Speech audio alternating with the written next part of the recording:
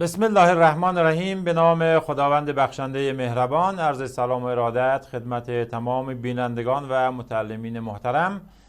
امیدوار هستیم که در سلامتی و عافیت کامل به سر ببرین.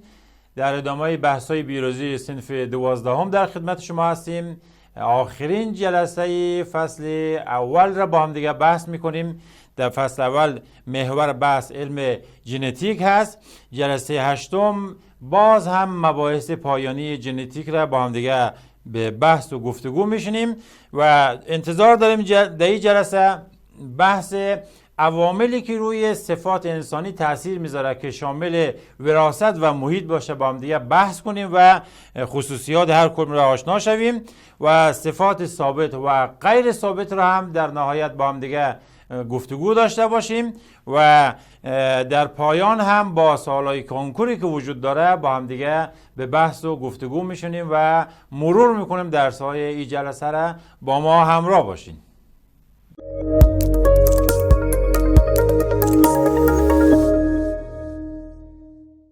ما در این فصل نحوه انتقال صفات را در انسان بررسی کردیم و گفتیم که این صفات در قالب ژن‌هایی که روی کروموزوم‌ها هست جابجا میشه. ژن‌ها همون اطلاعاتی است که تولید یک ماده را در بدن کنترل میکنه و در نتیجه میبینیم که یک فنوتایپ خاصی از یک موجود بروز میکنه. خب در این جلسه وارد بحثی میشیم که خب یک سری صفاتی هست که میتوانه متأثر از محیط شوه. شما وقتی که در آفتاب را میرین و گرما و نور خورشید را در مدت زیادی روی پوست و جلد شما تاثیر بذاره، به مرور زمان میبینین که رنگ پوست به تیره شدن تمایل پیدا میکنه و در نقطه مقابلش اگر در یک مناطقی که دارای هوای معتدل داری باشه، دارای رطوبت قابل قبول باشه، اونجا برین رنگ پوست به سمت سفیدی گرایش پیدا میکنه. این تأثیر محیط است که روی انسان میتونه صفت رنگ پوست را تغییر بده. خب رابطه بین وراثت و محیط را بحث کنیم، ببینیم که این صفاتی که محیط میتونه روی تاثیر بذاره چه چیزی هست و چگونه است و چگونه میتونه نامگذاری شود. این تصویر اگر توجه کنین، این تصویر نشان دهنده یک تاثیر محیط بر صفت کوتاه بودن یا بلند بودن قد یک نبات را داره. خب دو تا تصویر اگر نگاه کنین در دو تا محیط کاملا متفاوت است. یکی از نبات ها دارای ریشه فوق العاده کلان هست. شما اگر توجه کنین قسمت عمده این نبات شما ریشه میبینین، در صورتی که ریشه در تصویر دیگه خرد هست. اما خود نبات که قسمت بیرونی برگ و گلش میبینین در یک نبات کلان و در یک نبات دیگه خرد است. اینها تاثیر چی است؟ تاثیر محیط است که میتوانه چنین صفتی را تغییر بده.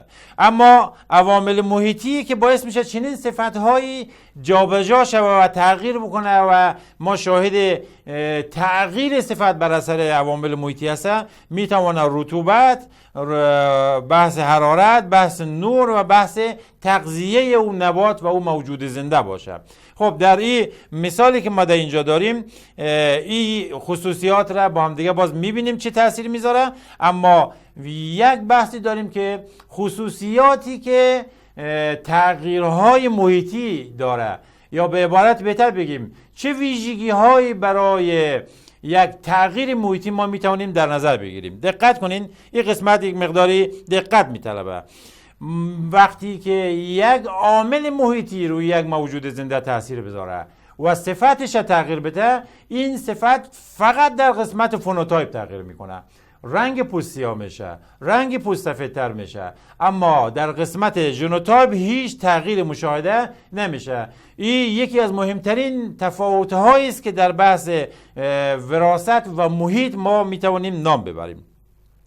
وقتی که در ژنوتایپ تاثیر نذاره و تغییر نکنه، قاعدتاً این صفت ارثی نیست. یعنی به نسل بعدی هم قابلیت انتقال پیدا نمیکنه.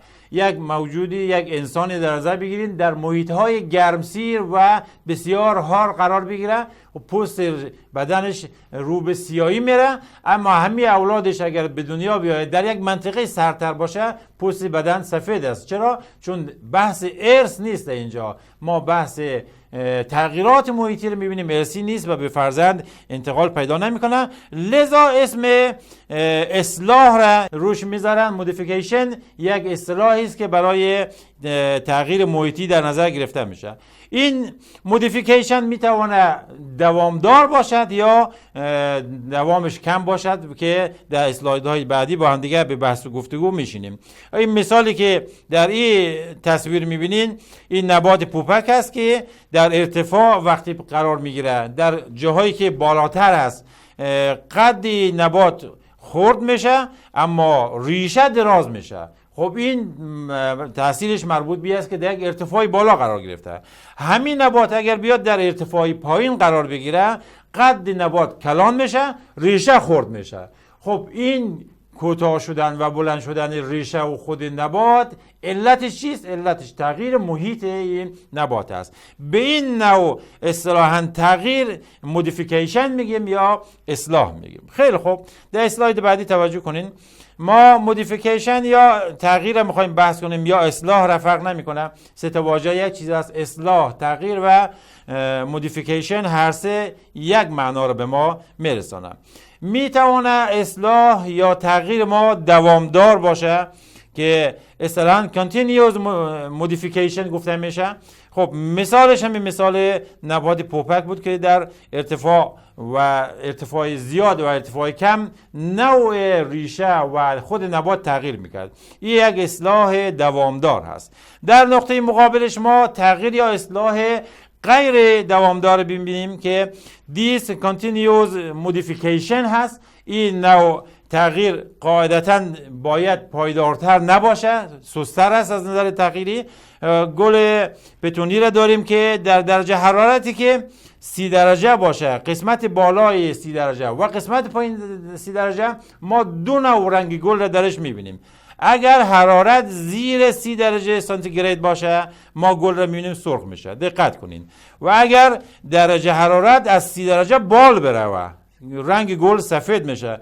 این اگر توجه کنین ما نوع تغییر و مودیفیکیشن داریم. این نوع تغییر اصطلاحاً بهش میگیم یک اصلاح غیر دوامدار یا یک تغییر غیر دوامدار. خب این قسمت را هم دقت بکنین، باز هم دیده میشه از این قسمت ها قابلیت طرح سوال را داره.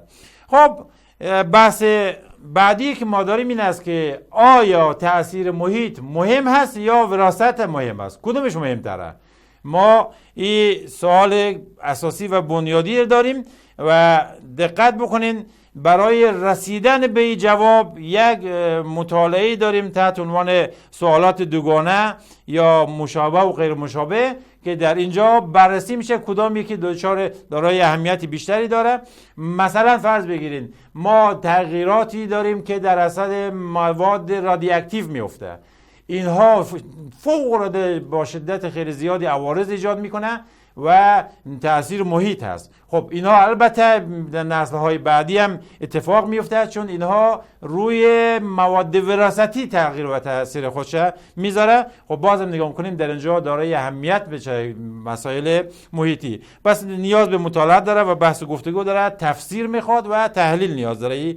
بس تغییر محیطی تغییر کسبی است و لذا به ارث نمیرسه. در نقطه مقابل شما مباحث مربوط به وراثت میبینیم که به ارث میرسه. یک نقطه خیلی پرقوت بحث وراثت است که در مواد رادیواکتیو هم که شما صحبت کردیم او تغییر در ماده وراثتی اتفاق میفته که میتواند به نسل‌های بعدی هم منتقل شود.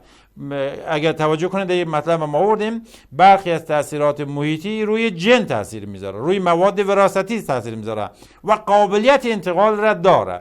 پس میتونه شعاعات باشه، ادویجات باشه و انواع دیگه‌ای که موجود است. اینا تغییرات جنی در فرد ایجاد میکنه و قاعدتاً به نسل بعدی هم منتقل میشه. خب این نمونه تصویری که دارین این مواد رادیواکتیو قاعدتاً روی میتونه پدرش تاثیر گذاشته باشه، روی مادرش تاثیر گذاشته باشه. وقتی بچه به دنیا میاد دچار نقص است. چرا؟ چون این تاثیر محیطی روی ژن‌های پدر و مادر اتفاق افتاده، اونا رو دچار تغییر کرده و یک بی‌نظمی ژنتیکی ایجاد کرده و این بی‌نظمی به فرزند هم منتقل میشه و متاسفانه میبینیم در جایی که بمب‌های رادیواکتیوی زده شد در اونجا هنوز هم نسل‌های بعدی که به دنیا میاد دارای نقص ژنتیکی هست. این هم به دلیل است که مواد رادیواکتیو ژن را تغییر میده. بحث صفات ثابت و صفات پایدار را داریم. در صفات ثابت صفاتی هستند که ارثی هستند و ثابت میمانند. گروه خونی رو در نظر بگیری. گروه خونی میتونه یک فرد A باشه، میتونه B باشه، میتونه O باشه. این موارد از صفات-های ثابت هستند تا آخر عمر با فرد هست. رنگ چشم به همین ترتیب، نرمی گوش به همین ترتیب، اینا صفات-های ارثی ثابت و پایدار هستند که تا آخر عمر انسان همراهش هست و شرایط محیطی رو اونها تاثیر نمیذاره. نمیتونیم بگیم که در یک محیط قرار بگیری گروه خونی و مثلا رنگ چشم آدم تغییر پیدا کنه. اینها گروه های ثابت هست. در نقطه مقابلش رنگ جلد داریم که در محیط میتونه تغییر بکنه. پس اونها صفات ثابت نیستن. صفات که این تصویر اگه ببینیم باز هم یک مرور شوه، نرمه گوش و رنگ چشم جزو مواردی است که بر اثر شرایط محیطی تغییر پیدا نمیکنه. صفات غیر ثابت اوناییه که با شرایط محیطی تغییر پیدا میکنه. وزن انسان، رنگ جلد و حتی رنگ مو میتونه اینها موارد باشه که در شرایط محیطی خاصی نوع رنگ تغییر بکنه و اینا تابع شرایط تغذیه‌ای است، تابع شرایط نور و آفتاب است که بحثایش داشتیم با هم دیگه. خب تصاویر اگر نگاه کنین، این فرد بر اساس یک نوع تغذیه میتونه دچار افزایش وزن بشه و چاق شوه. همین فرد اگر تغذیهش تغییر بده باز میتونه دوباره لاغر شوه.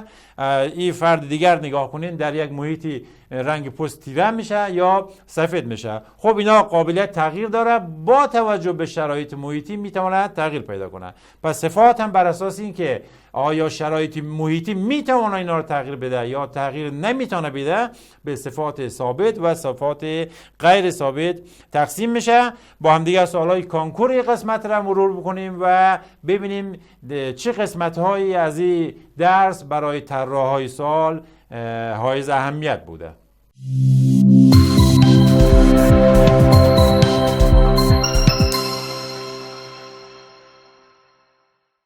سوال اول توجه کنین.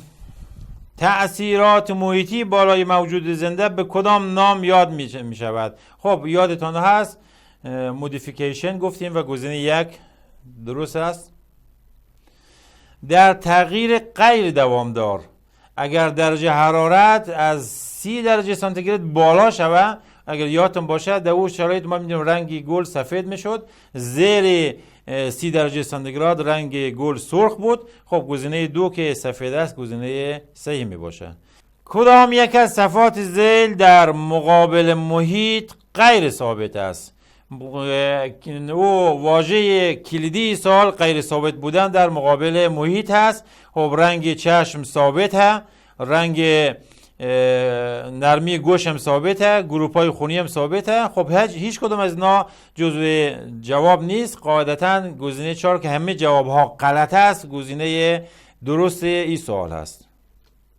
بله. صفتی که با تغییر شرایط محیط تغییر کنه خب جزو صفتهای غیر ثابت است. خب گزینه 1 رو شما میتونید ببینید که صفات غیر ثابت را در خودش داره.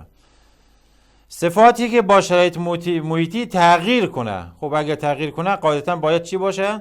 غیر ثابت باشه. این همون سوال ظاهرا و گزینه 1. خب به این ترتیب به پایان بحث‌های امروز هم رسیدیم و امید است که درس‌ها را یاد گرفته باشین. شما را به خداوند منان میسپاریم. خدا یار و نگهدار شما.